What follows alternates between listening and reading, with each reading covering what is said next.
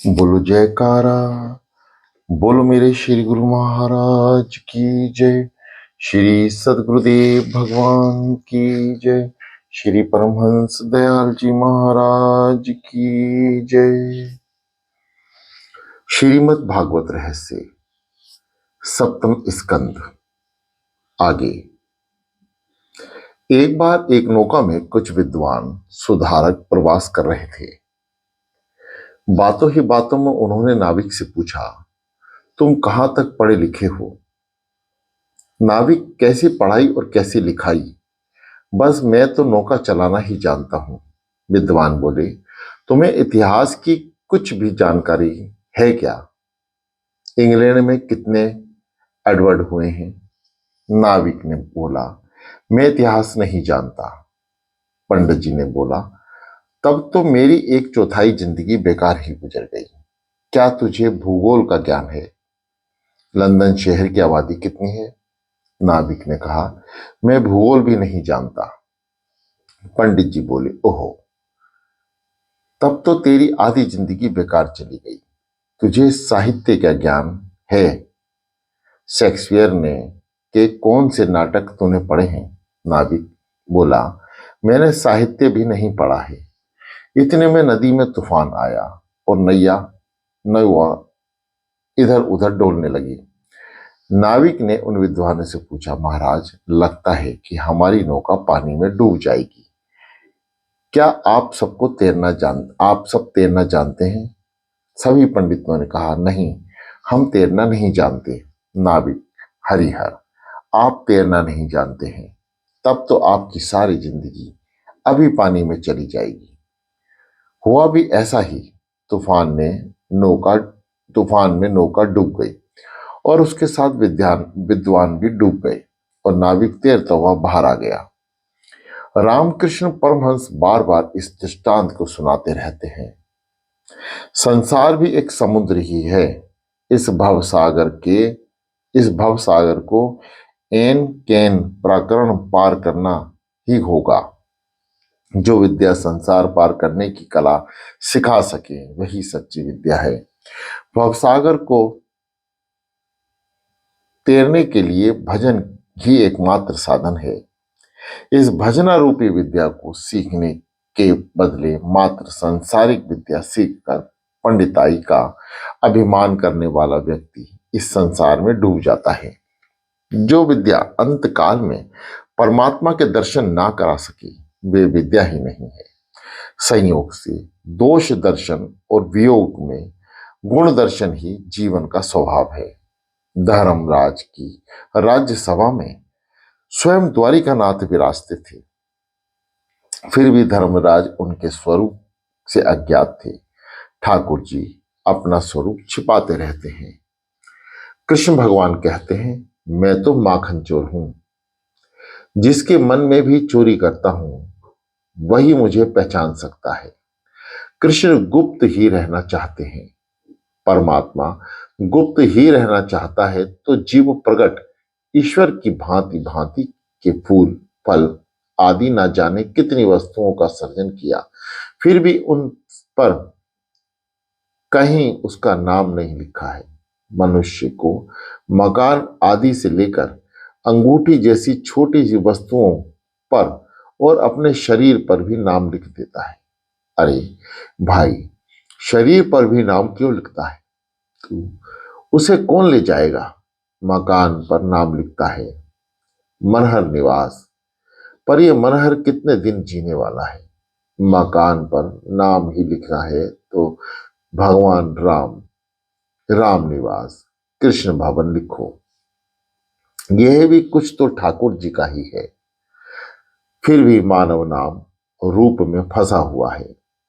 आजकल लोग सेवा भी कमाने के हेतु से करते हैं, पुण्य लाभ के लिए नहीं। मंदिर में कोई वस्तु देता है तो उस पर भी पहला नाम लिखा देता है। याद रखो कि आतिशय प्रसिद्ध पुण्य का यक्ष ही करती है। कृष्ण पांडवों के बीच में ही रहते थे, फिर भी उन्हें कोई पहचानता नहीं था, और वह पहचानने भी कैसे सकता है? युधिष्ठिर के राजयूष यज्ञ के भोजन सारंभ में झूठी पत्तलें उठाने जैसा काम भी करते थे। गीता गायक श्री कृष्ण का यही तो है दिव्य कर्मयोग। उन्होंने अपनी वाणी अपने जीवन में कार्यवंत ही की। प्रभु ने धर्मराज से कहा था, महाराज अपने यज्ञ में थोड़ी सी सेवा करने का मुझे भी अवसर दीजिए, मैं झूठन साफ करता रहूंगा। कृष्ण ऐसा काम करते थे अथा धर्मराज ने मान लिया था कि वे मामा के पुत्र हैं, अथा वे काम करते हैं।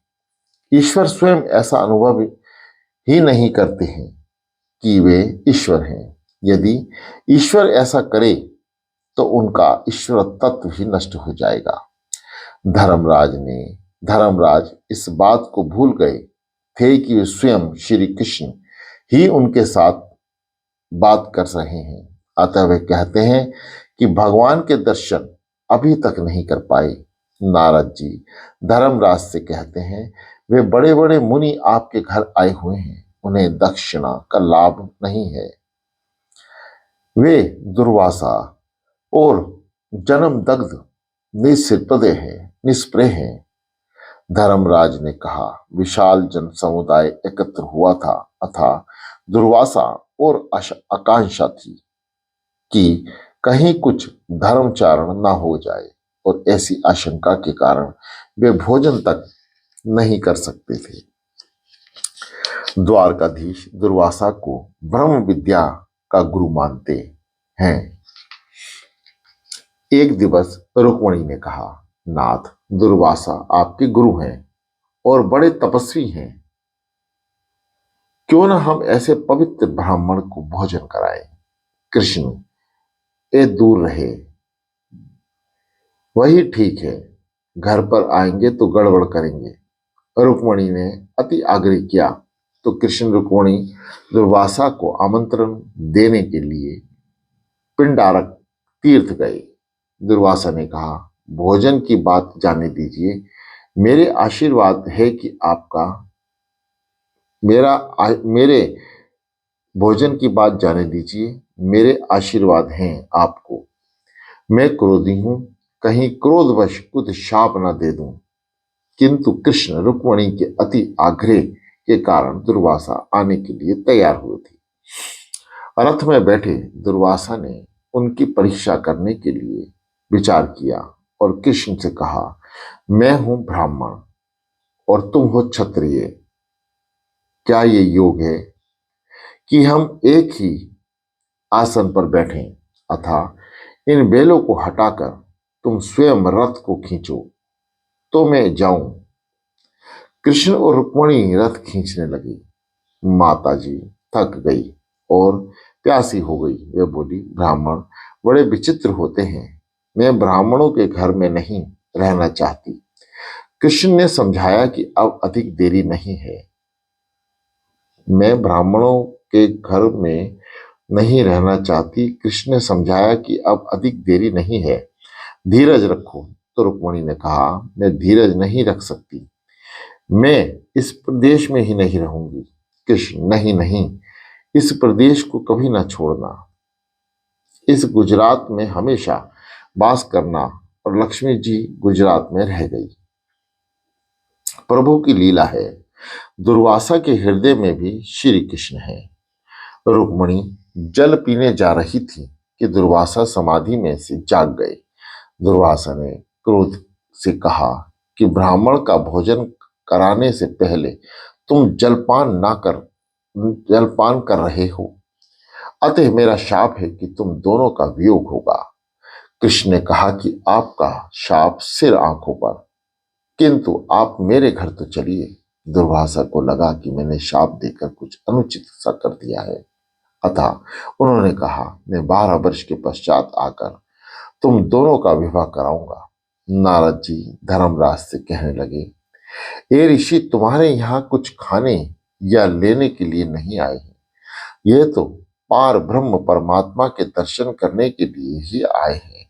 चिंतन करने पर भी उनके ध्यान में परमात्मा का स्वरूप न आ सका, अतः वे उनका दर्शन करने के हेतु तुम्हारे यज्ञ में आए हैं। उन्हें तो दर्शन का लोभ है। राजन, तुम तो प्रहलाद से भी अधिक भाग्यशाली हो। परमात्मा तुम्हें रिश्तेदार होकर तुम्हारे घर में रहते हैं। हमारे घर में भी भगवान है, किंतु नारद जी जैसे संत द्वारा दृष्टि मिलने पर ही उसका दर्शन हो सकता है। राजन, तुम भाग्यशाली हो कि परमात्मा तुम्हारी सभा में ही विराजमान है। नारद जी के वचन सुनकर धर्मराज राज्यसभा में चारों ओर निहारने लगा, किंतु कहीं भी ऐसे परमात्मा का दर्शन नहीं कर पाए। धर्मराज परमात्मा को पहचान नहीं सके। द्वारकानाथ को देखते तो थे, किंतु उन्हें तो वे ममेरा भाई सा मानते थे। इधर कृष्ण सोचते हैं कि नारद जी अब चुप हो जाएं तो अच्छा है, अन्यथा वे मुझे प्रसिद्ध कर देंगे। उन्होंने नारद जी से कहा, नारद जी, मुझे तुम प्रकट मत करो, अपनी कथा ही पूरी करो। नारद जी ने कहा, इस सभा में जगत के जन्मदाता उपस्थित हैं। ब्रह्मा जी ने माना कि नारद जी मेरा नाम घोषित करेंगे, मुझे प्रसिद्धता मिलेगी। ईश्वर जीवन को अपना ले तो जीव ईश्वर बनता है। राजन, जगत सृष्टा और ब्रह्म के भी जो पिता हैं वे बैठे हुए हैं इस सभा में। धर्मराज नारद जी से पूछते हैं, कहाँ है भगवान, कहाँ है पार ब्रह्म? मुझे भी दिखते नहीं है वे। अब नारद जी ने कहा, अब नारद जी रहा नहीं गया, अब नारद जी से रहा नहीं गया। आज चाहे अप्रसन्न क्यों ना हो, मुझे उन्हें प्रसिद्ध करना ही होगा।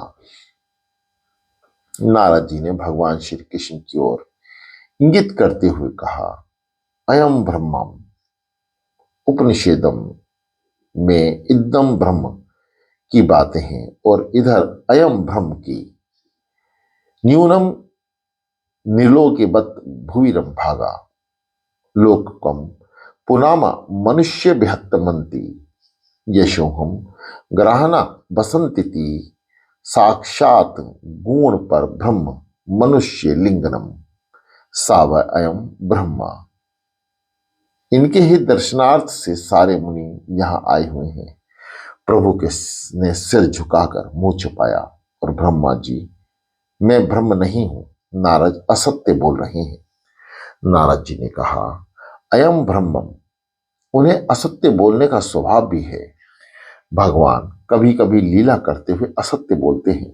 उन्होंने बाल्य अवस्था में भी अपनी माता यशोदा से एक बार कहा था कि नाहम शक्ति वंदनम, मैंने मिट्टी खाई ही नहीं है। ये सब बालक झूठ बोल रहे हैं। आत्मानुभूति कई बार होने पर भी दृष्टता नहीं आती। दृष्टता सतयुग कृपा से आती है। नारद जी ने धर्मराज को भगवान नारायण के दर्शन कराए और सारी बातें खोल बताई।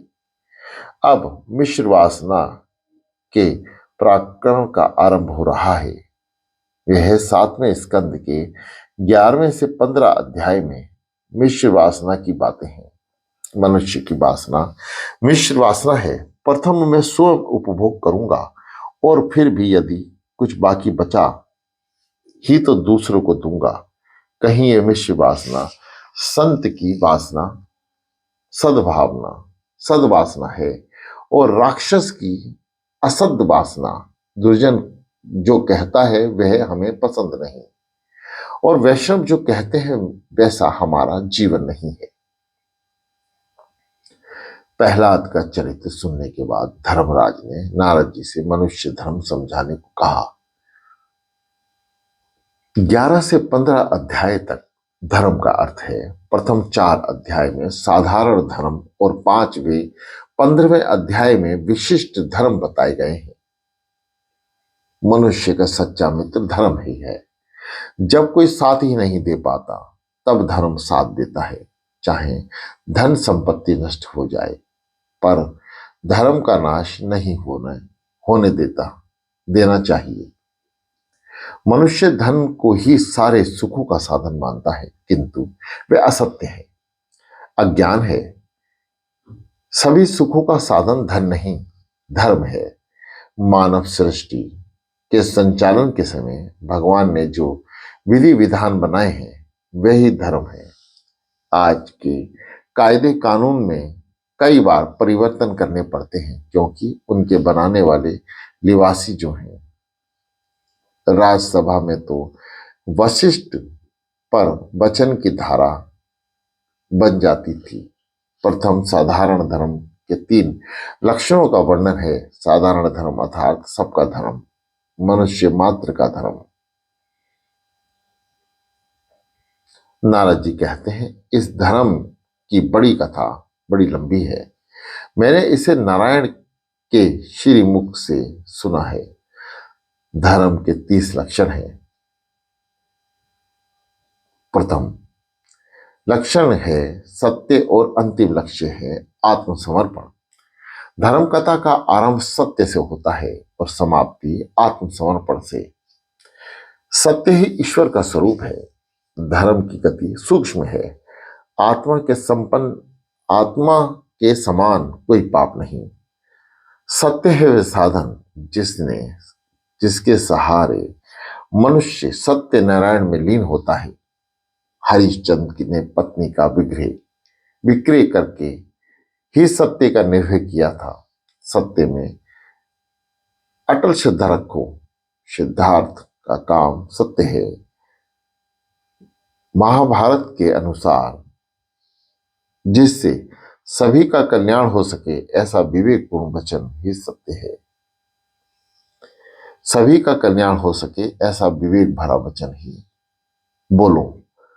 सत्यम भूति हितम प्रकटम। श्री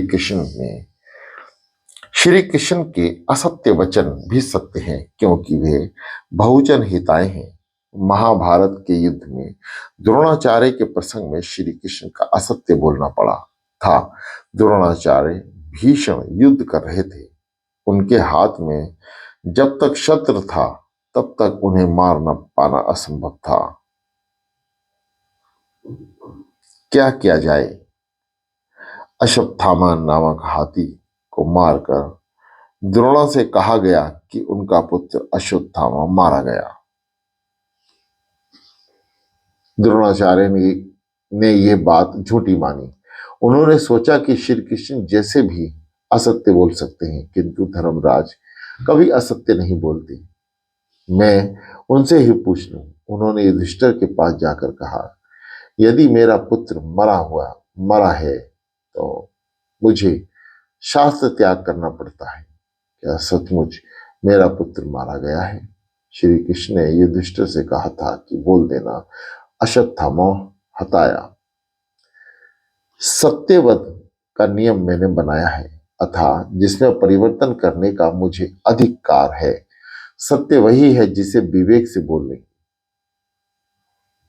वे सभी का कल्याण होता है। द्रोणाचार्य के शस्त्र त्याग से कौरवों की पराजय हुई थी और पांडवों को राज्य मिला था। दुर्योधन की हत्या पाप अधिक नहीं होगा।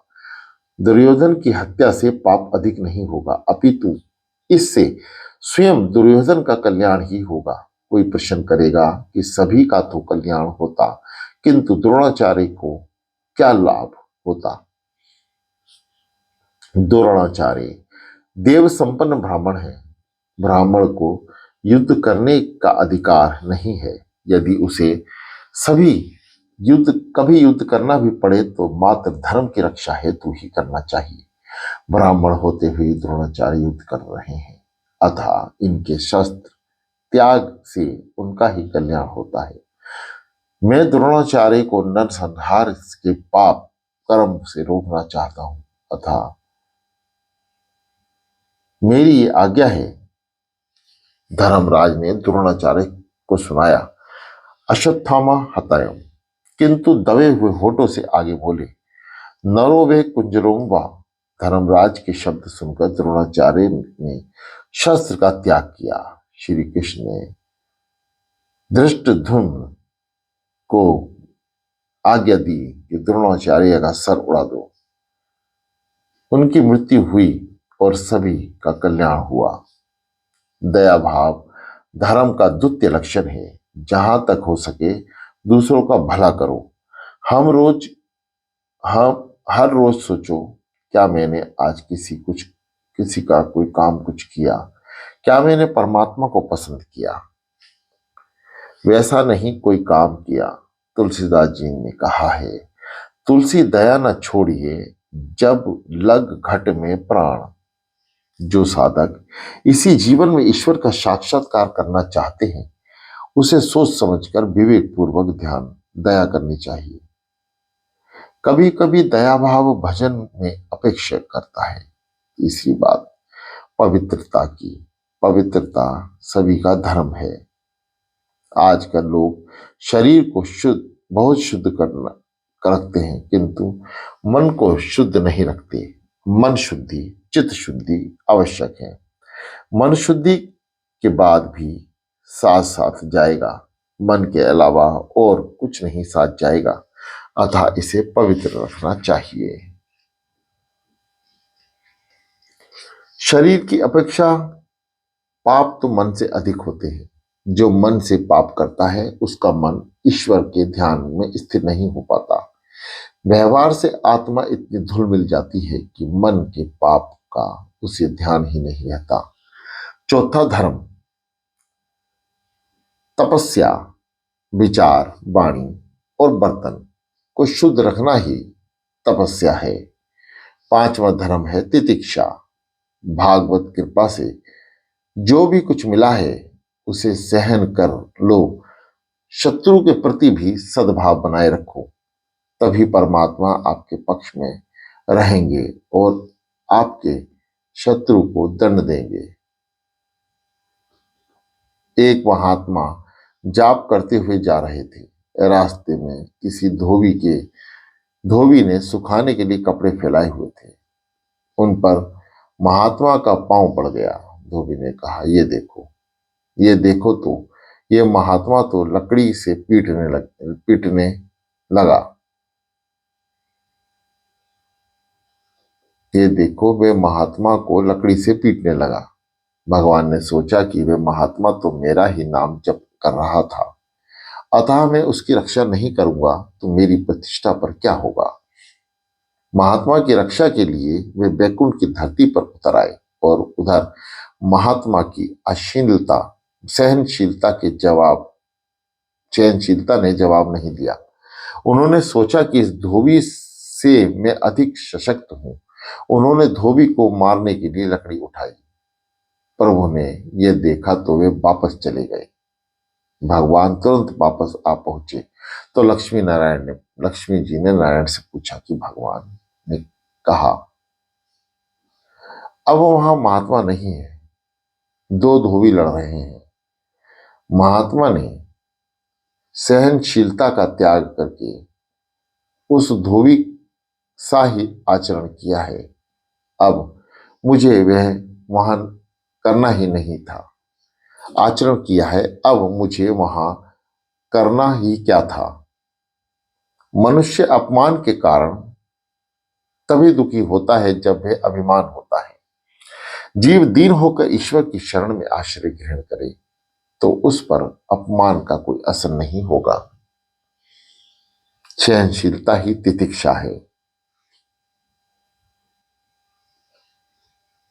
छठा है अहिंसा। मन, वचन और काया से किसी को दुखी ना करना ही अहिंसा है। संत वही है जिसके अंग में आने वाले का स्वभाव बदल जाए, सुधर जाए। ऋषियों के आश्रम में हिंसक पशु भी शांत हो जाते हैं। सातवां, ब्रह्मचार्य। शरीर ब्रह्मचार्य पालन तो कई लोग करते हैं, किंतु आंख और मन से ब्रह्मचार्य का पालन करने वाले बहुत कम होते हैं। किसी स्त्री या पुरुष का चिंतन करना भी ब्रह्मचार्य का भंग ही है। काम भाव की गीता का श्रवण भी ब्रह्मचार्य भंग ही है। ब्रह्मचार्य तो मन को स्थिर करने का साधन है।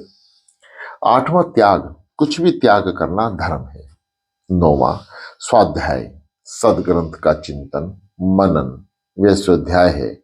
जो हर किसी का धर्म है। 10वां अर्जबम्बम, अर्जबनम, स्वभाव को सरल रखना ही सभी का धर्म है। 11वां संतोष, ईश्वर ने जो भी जितना दिया है उसमें संतुष्ट रहने वाला व्यक्ति श्रीमंत है और अशांत या असंतुष्ट रहने वाला दरिद्र है। एक भीख मांगे तो रास्ते में एक रत्न खंचित अंगूठी मिली। उसने सोचा कि मुझसे जो व्यक्ति गरीब होगा उसे मैं अंगूठी दूंगा। चलते चलते एक स्थान पर उसने देखा कि एक 5 बंगलों का मालिक सेठ छठा बंगला बनवा रहा है और दूसरों के साथ मजदूरों के पैसों की बात पर झगड़ा कर रहा है। काम पूरा कर लेता है पर पूरा दाम नहीं देता। उस भिखमंगे ने उस सेठ को अंगूठी दे दी। उस भिखमंगे सेठ को अंगूठी दे दी तो सेठ ने कहने लगा, मेरे पास तो बहुत कुछ है, मैं भिखमंगा नहीं, वह अंगूठी मुझे क्यों दे रहे हो? तो उसे भिखमंगे ने कहा, यदि आपके पास बहुत कुछ है तो फिर मजदूरों से झगड़ा क्यों करते हो, लोभ क्यों करते हो? आप संतुष्ट नहीं हैं, अतः भिखमंगे ही हैं। तुम भी सोचो कि सच्चा भिखमंगा कौन था और सच्चा सेठ कौन था। 12वां समदृष्टि, सर्व में सर्व के प्रति समदृष्टि से देखना सभी का धर्म है। कोई कारणवश व्यवहारिक विषमता चाहे करनी पड़े किंतु भावनात्मक विषमता कभी नहीं होनी चाहिए। 13वां मौन, बिना कारण व्यर्थ कुछ ना बोलना ही मौन है और वह भी सभी का धर्म है। मौन मन से होना चाहिए। मौन से मन को शांति मिलती है और मानसिक पापों का नाश होता है। वाणी पर बुद्धिपूर्वक अंकुश रखो। 14वां आत्मचिंतन, प्रतिदिन सोचते रहो कि मैं कौन हूं, मेरा शरीर, मैं शरीर हूं, मैं परमात्मा का ही अंश हूं। जन्म से पूर्व ना होने पर कोई रिश्तेदार या और मृत्यु के पश्चात ना कोई रिश्तेदार रहेगा। इन दोनों के मध्यवर्ती समय में ही रिश्तेदार होते हैं। ये कौन है, कहां से आते हैं, ये सब भगवान की माया है। आत्म स्वरूप को बराबर जानने वाला ही आनंद पा सकता है। ये जगत नहीं है ऐसा अनुभव तो मनुष्य कर सकता है किंतु स्वयं के अस्तित्व के मान्य नहीं कर सकेगा। ये परमात्मा का अंश है, उसे शरीर से भिन्न होना है। दृश्य में से दृश्य को हटाकर सभी के साक्षी शरीर दृष्टा को मन स्थिर करोगे तो सच्चा आनंद मिलेगा। अनात्मा विवेक भी सभी का धर्म है। जगत अपूर्ण है, आत्मा परिपूर्ण है। मनुष्य जब तक अपने स्वरूप को स्वयं नहीं देख पाता तब तक उसे आनंद नहीं मिलता।